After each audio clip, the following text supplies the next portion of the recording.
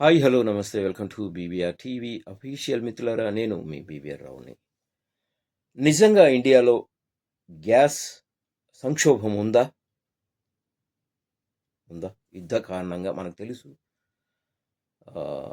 Israel, America ఇలాగే Iran మధ్య భీకరమైన యుద్ధం సాగుతుంది. రోజు రోజుకు తగ్గిపోతుంది అనుకుంటున్నాం, కానీ ఎప్పటికప్పుడు ఎవరికి వాళ్ళు తగ్గట్లేదు. దాడులు జరుగుతూనే ఉన్నాయి. నిన్నటికి నిన్న దుబాయ్ పరిసర ప్రాంతాల్లో కూడా బాంబు దాడులు జరిగాయి. చాలా ఆస్తి నష్టం జరిగింది అని చెప్తున్నారు. ప్రాణ నష్టం అయితే ఏం జరగలేదు.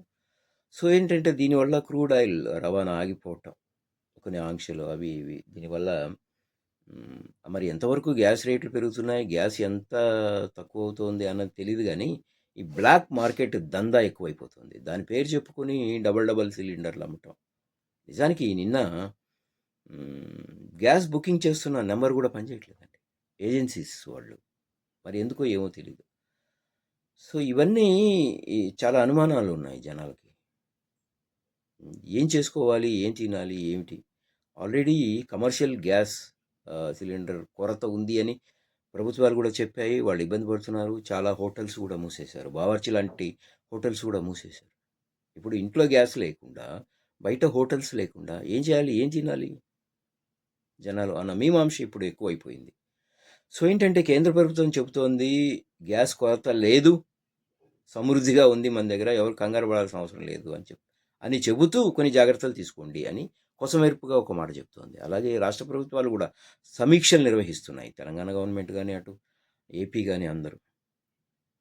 మీరు అధికారులకు సూచనలు ఇస్తున్నారు, ఇలా తీసుకోండి, ఇలా తీసుకోండి, రీఫిల్ టైం 1 మంత్ అని, 25 days అని, ఇలాగా అని చెప్తున్నారు. మరి గ్యాస్ ఉన్నప్పుడు ఎందుకు ఇవన్నీ కన్ఫ్యూజ్ చేస్తున్నారు జనాల్ని? నిజంగా ఎలాంటి కొరత లేదా? కావాలని కొన్ని మాఫియా ముఠాలు అలా సృష్టిస్తున్నాయా బ్లాక్ దందా చేసుకోవడానికి? ఎవరు ఇబ్బంది పడుతున్నారు? సామాన్యుడే కదా.